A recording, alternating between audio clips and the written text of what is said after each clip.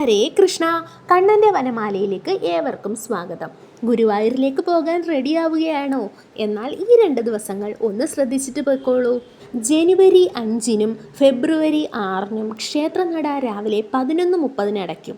കാരണം ജനുവരി 5-ന് ഇടത്തരികത്ത് കാവിലമ്മയ്ക്ക് പിള്ളേര് താലപ്പൊലിയും ഫെബ്രുവരി 6-ന് ദേവസ്വം താലപ്പൊലിയുമാണ്. ഒരുപാട് ദൂരെ നിന്നൊക്കെ കണ്ണനെ കാണാൻ പോകുന്നവർ ഈ സമയക്രമം ഒന്ന് ശ്രദ്ധിച്ചോളൂ. ക്ഷേത്രനട അടച്ചു കഴിഞ്ഞാൽ ഈ സമയത്ത് വഴിപാടുകളൊന്നും തന്നെ നടത്തുന്നതല്ല.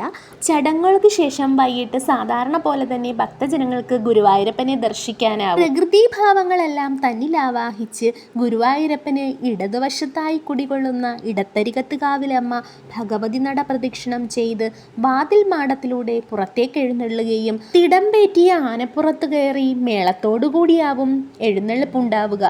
എഴുന്നള്ളിപ്പിന് ശേഷം കിഴക്കേ നടയിലൂടെ തിരിച്ചെത്തുമ്പോൾ ഭക്തജനങ്ങൾ പറ വെച്ച് ദേവിയെ സ്വീകരിക്കുന്നു. കുങ്കുമം, മഞ്ഞൾപ്പൊടിപ്പറ, അരിപ്പറ, നെൽപ്പറ തുടങ്ങിയ പറകളുണ്ടായിരിക്കും. ദേവീ പ്രതീകമായ കോമരത്തിന്റെ സാന്നിധ്യത്തിലാവും പറ എഴുന്നള്ളിപ്പ് നടക്കുക. പിന്നെ പുതുവത്സര ദിനത്തിൽ പൊന്നുണ്ണിക്ക് ഒരു ഭക്തന്റെ വകയായി 27 പവൻ തൂക്കം വരുന്ന സ്വർണ്ണ കിരീട സമർപ്പണവും നടന്നു.